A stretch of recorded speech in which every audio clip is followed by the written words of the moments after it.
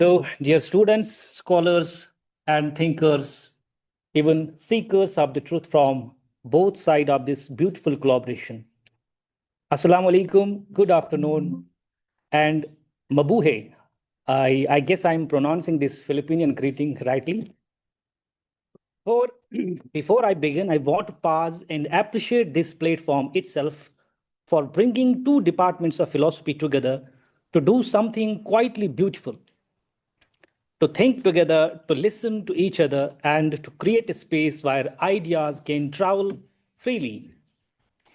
This, to me, is not merely an academic exercise, it is a philosophical act in itself, because philosophy at its best has never been the property of one civilization or any tradition.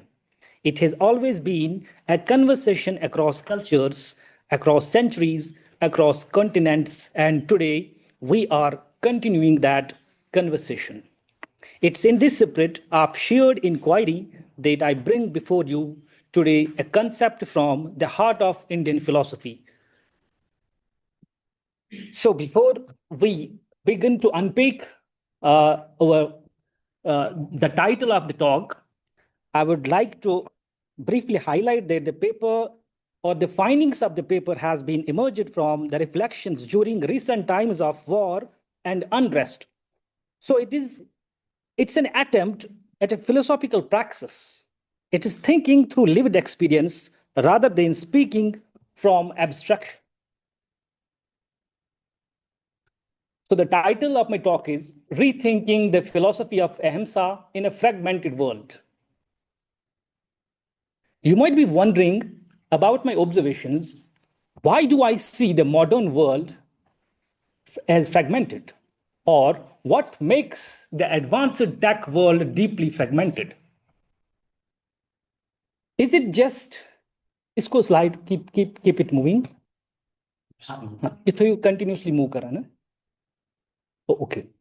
Is it just a random chaos, or are there deeper interconnected forces at work that make our world fragmented? Today, I want to reflect on few key drivers that have turned our integrated global order into a fragmented one, and why this fragmentation makes a renewed philosophy of Ahimsa not only relevant but urgent. We call our world secular, developed, and diverse. But beneath these labels lie fragmentation, moral disunity, ecological crisis, and relational breakdown. See, from the geopolitical and ecological standpoint, this is one of the most recently, a thinker popularly, Noam Chomsky stated that two great threats are approaching the world. One is nuclear threat, another is global warming.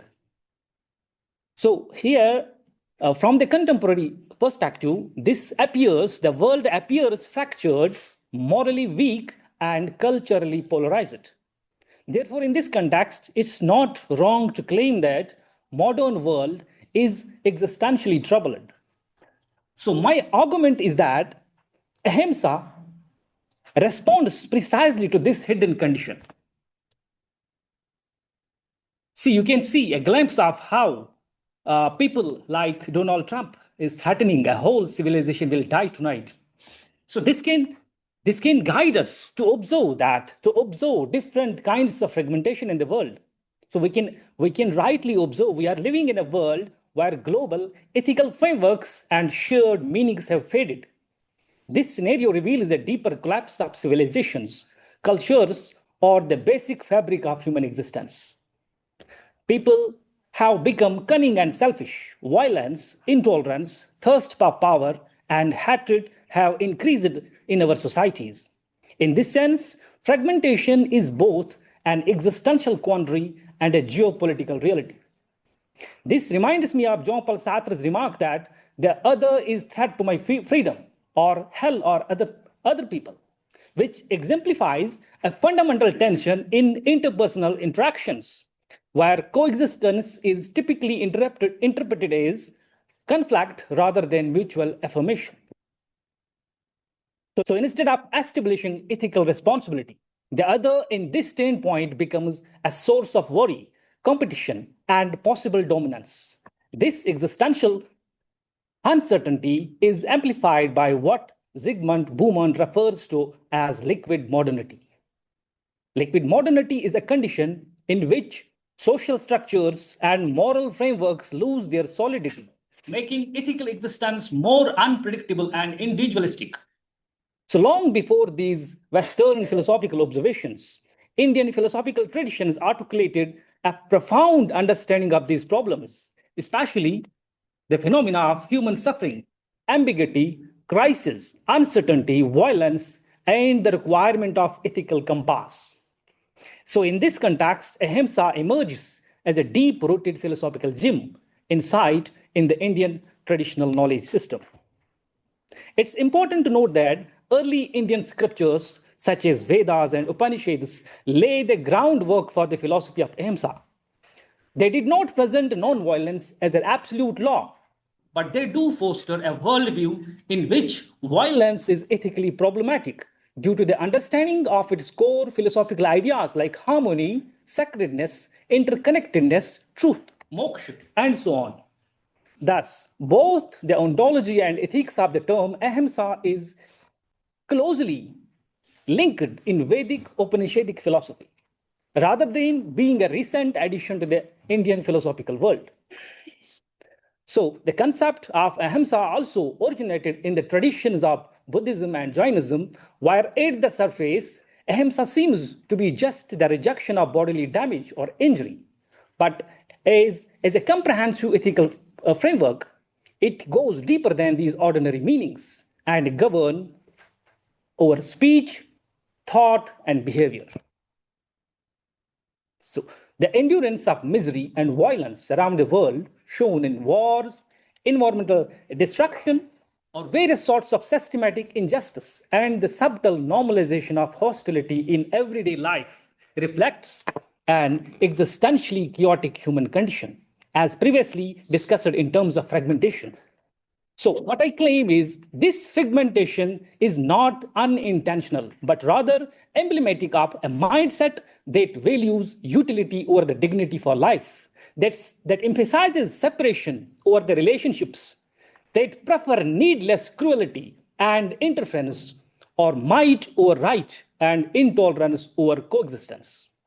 So, in reaction to this situation, one must look to Indian philosophical knowledge system, not nostalgically, but reflectively, where the notion of ahimsa emerges as a strong ethical alternative. We have the concept of Vasudeva Kutumbakam that says the world is one family and we all are its family members. This is expressed in Mahopanishad, which provides a greater civilizational embodiment of this reorientation. Here, the ethical concept of ahimsa is extended into a global ontology of belonging, where a greater understanding of shared existence takes precedence above geographical boundaries, national identities, and interest disconnections. According to this perspective, violence is seen as a contradiction of the relational and unified structure of reality, rather than just a moral failing. In this context, I argue that ahimsa is not only ethically acceptable, but it is morally essential in a world. Ahimsa, as viewed through the lens of Vasudeva Kutumbakam, offers itself as a potential global framework that can combat violence, instability, hatred, and promote harmony, peace, responsibility to all forms of life, and reject all the patterns of violence. This philosophical approach is not only social and moral, but also spiritual, rooted in the doctrine of Ruth, the underlying order that unites beings into a harmonious whole. The Rig Veda emphasizes this sensibility with its sayings, I quote, let us move together, speak together, let our minds be in harmony, unquote. This places ethical activity within a framework of shared participation rather than detached individualism. Ahimsa reflects on the metaphysics of interconnectedness, which suggests that if all beings participate in a shared ontological ground, then harm inflicted upon the other is, in a fundamental sense, self-directed, which is to affirm a fragmented vision of reality that legitimizes violence by serving from its relational ground. For the interest of harmony, dignity, and well-being, the teachings of Yajurveda want to call, I quote, "May all beings look at me with the eye of a friend," unquote. This signals a movement away from dominance towards relational coexistence. One can also ponder into the Isha Upanishadic saying, I quote, "He who sees all beings in the self and the self in all beings does not hate anyone," unquote. This view elevates Ahimsa from an external imperative to an intrinsic ontological base on non-duality. In this framework, violence is not only a moral transgression, but also an epistemological failing that undermines the essential unity of being. Our society, which is increasingly marked by fragmentation, as seen in the form of violence, ecological crisis, alienation, and the dissolution of shared moral horizons, and so on. In this sense, philosophies espoused by traditions of Jainism and Buddhism has a great significance.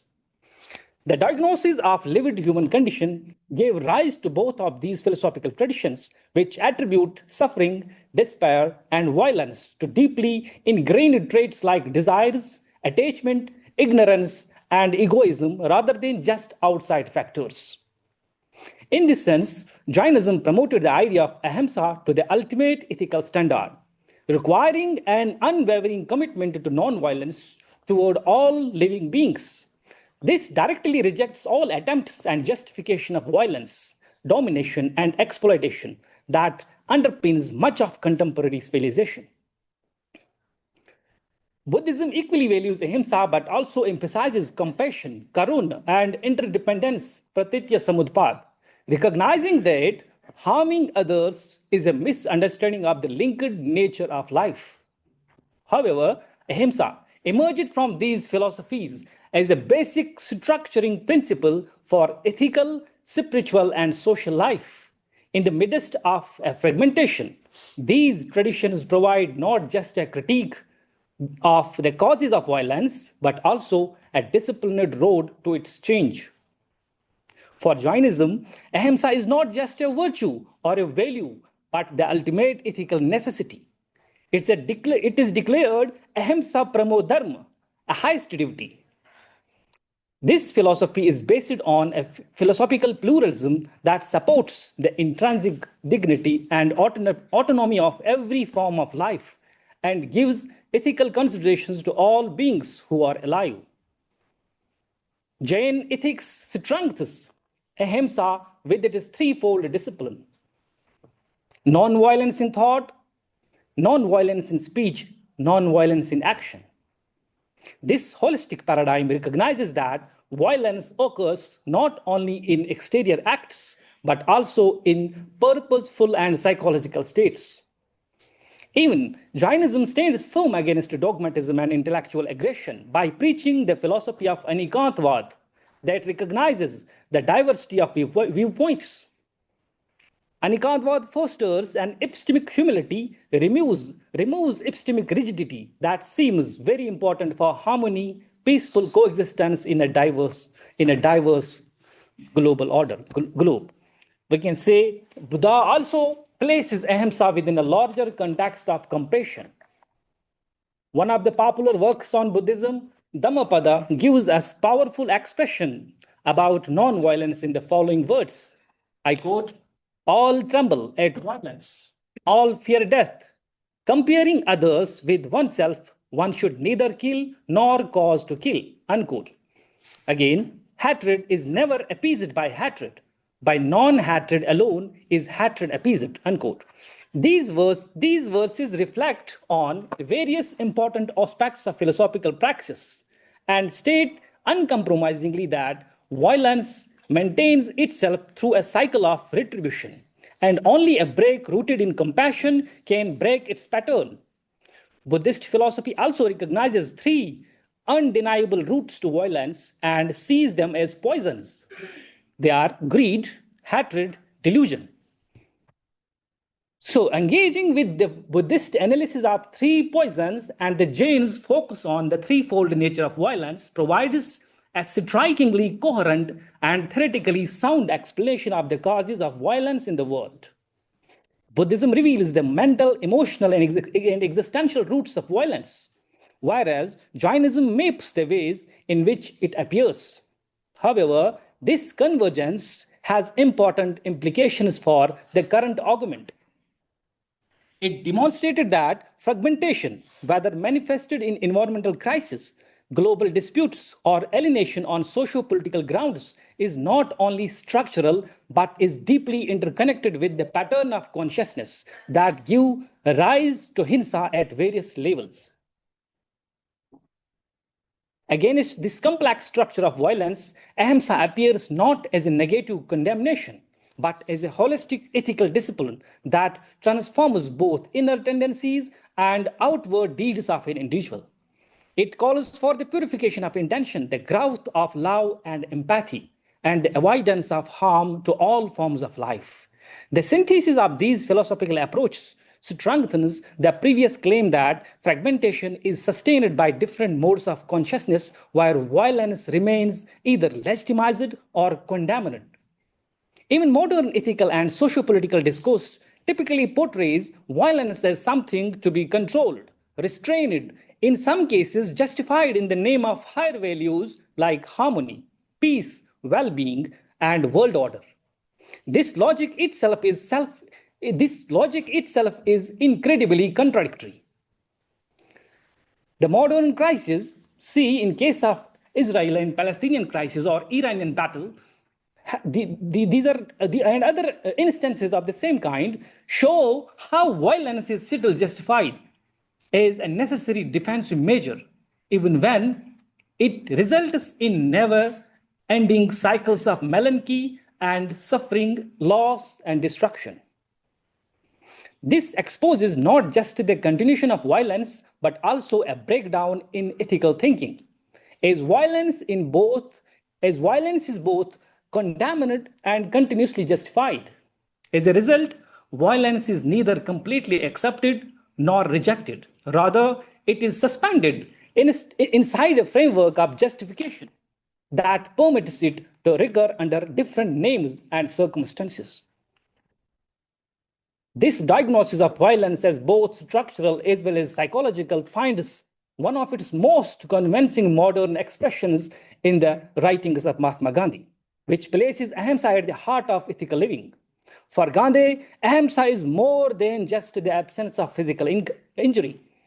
It's an active principle of love, compassion, and moral responsibility that requires individuals to resist injustice without anger and revenge. It's a discipline of strength, not weakness, as he famously stated that, I quote, "Nonviolence is not a garment to be put off and on at will. Its seat is in the heart, it's meant for the brave," unquote. Gandhi's practice of satyagraha reveals that Ahimsa is more than just personal morality. It can also operate as a collective and political force capable of resisting oppression while refusing to reproduce the logic of violence. Gandhi rejects any excuse for violence as a necessary means of achieving peace. He argues instead that means are ends in the making. This ethical assertion calls into question the very foundation on which violence is frequently justified in global wars, because it implies that violent methods necessarily result in violent outcomes. Continuously, it repeating rather than resolving cycle of dominance and human malice. This ethical vision is deeply linked to Gandhi's deeper philosophical articulation that truth, Satya, is the ultimate reality. As he asserts, truth is God. This philosophical claim suggests that if reality is unified and truth-based, then all beings engage in a common moral order, and violence is a denial of this fundamental unity. So, to injure or to harm other is something which can be fundamentally breach the pact of being. In this context, Ahimsa is much more than just a moral participation. It's a way of aligning with the basic structure of reality. According to this perspective, the continuation of violence in the contemporary world, whether in the form of global wars or any lived experience depicting violence, reveals not only a threat to humanity and a global community, but also a deeper metaphysical dissonance in which human behavior is detached from the reality of interconnected existence.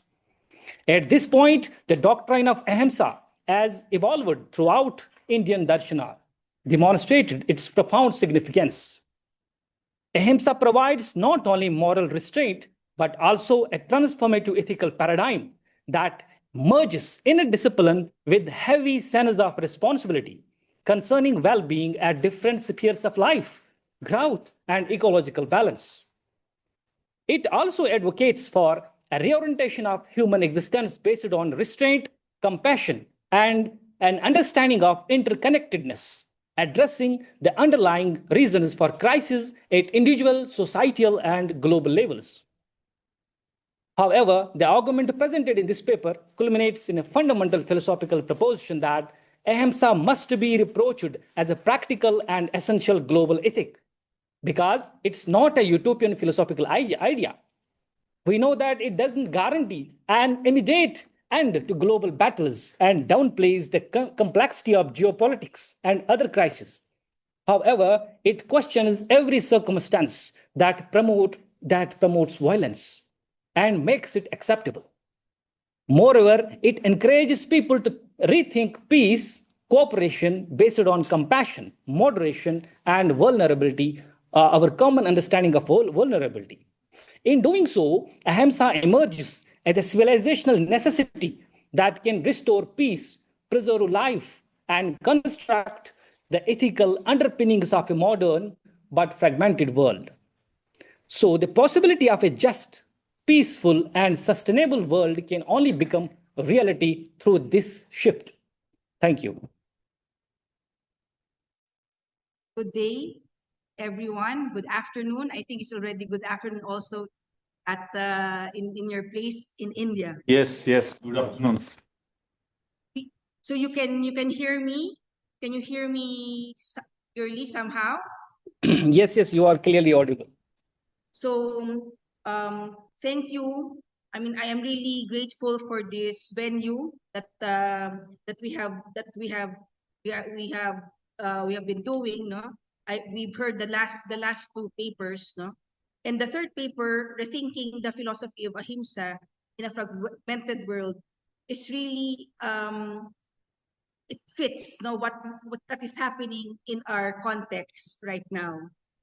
But first and foremost, I would like to thank each and every one of you, the ones listening,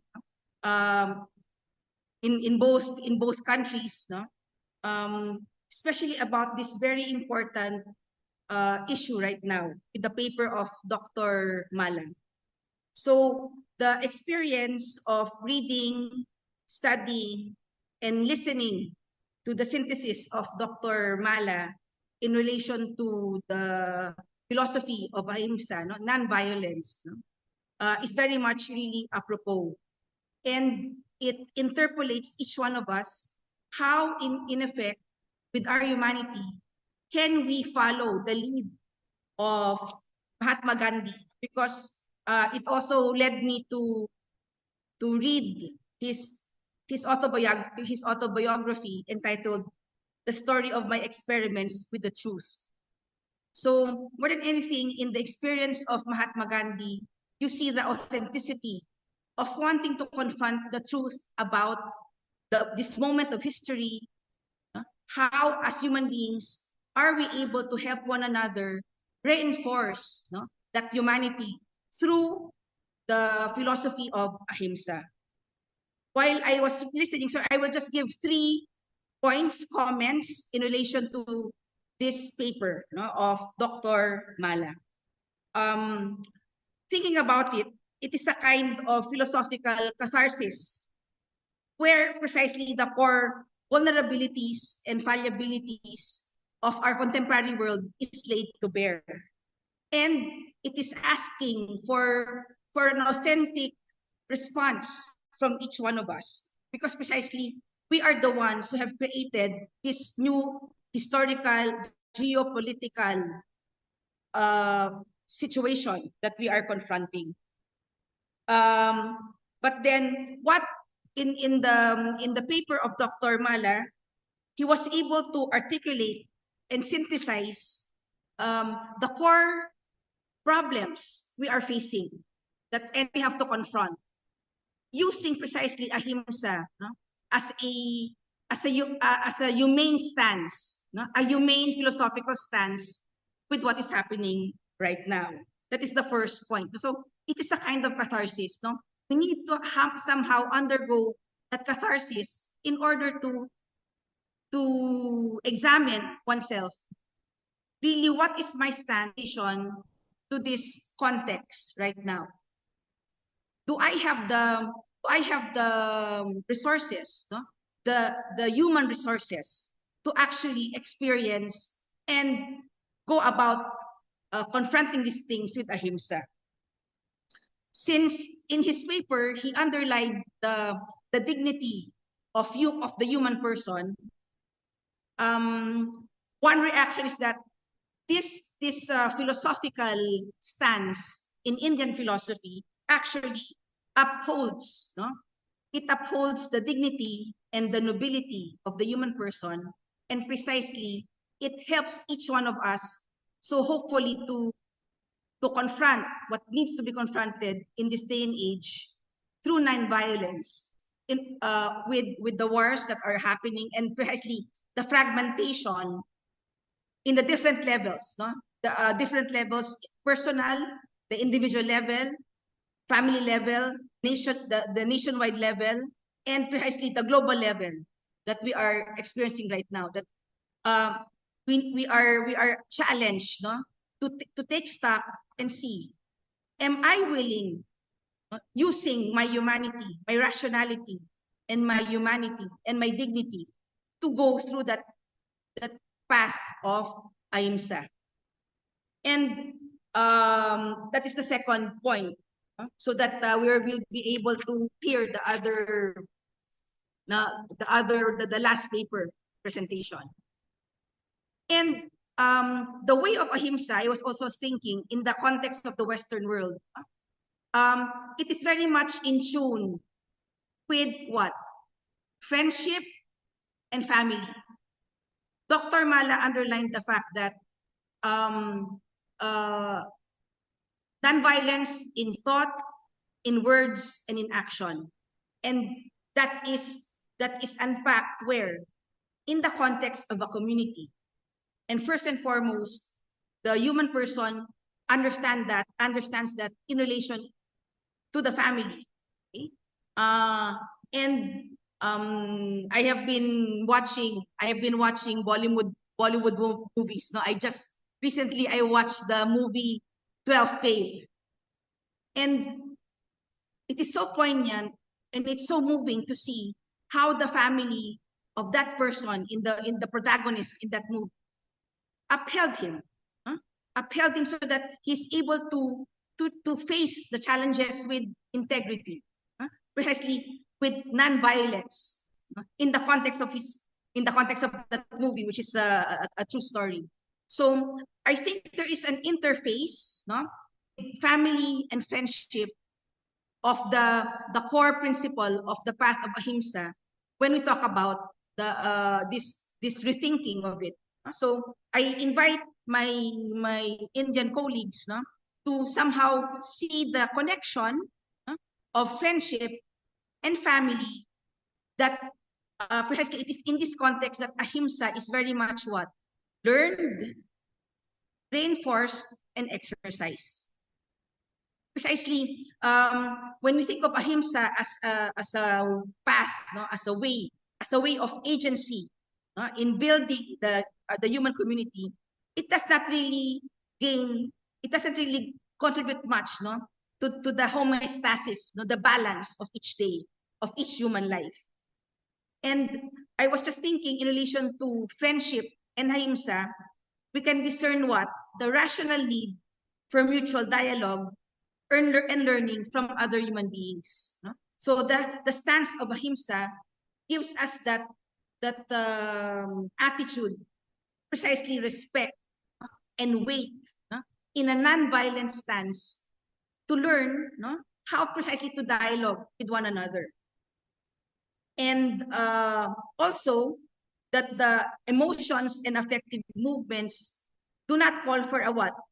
Do not really call for a disinterested and reflective stance in reckoning with our reality, with especially the technological reality. Because why? Emotions and sentiments will necessarily give that the proper objects and the resources for us to confront the fragmentation, the moral fragmentation, the ethical fragmentation before us with what? With nonviolence, and thus contributing to peace, contributing to harmony. So I would like to end this reaction, this commentary, and later maybe during the question and answer, we will be able to have more insights in relation to that. That true friendship somehow is reinforced with that non-violent appreciation, understanding of the other as another person, and also understanding the dignity of that other person. That's why true friendship, and also I think Ahimsa helps this out. It helps us, is the least jealous of loves. It is not envious. It is not envious. Precisely, Ahimsa affirms the other through a non-violent stance. That's why when we think about friendship, through two friends, and true friends delight, if you're two friends, delight to be joined by a third and by a fourth, and the new one is welcome in that circle, and precisely you need to have a non-violent stance. That's why I think Ahimsa is very much attuned to the Western concept of love of friendship. Okay, and I was just thinking, we can say, as in the Divine Comedy of Dante, especially when they enter Paradiso, Dante says, here comes one who will augment our loves. For in this love, to divide is not to take away. And the pathway is Ahimsa. So I'd like to thank Dr. Mallah for such a very articulate paper in unpacking this very challenging way of reaching out to another human being. Thank you.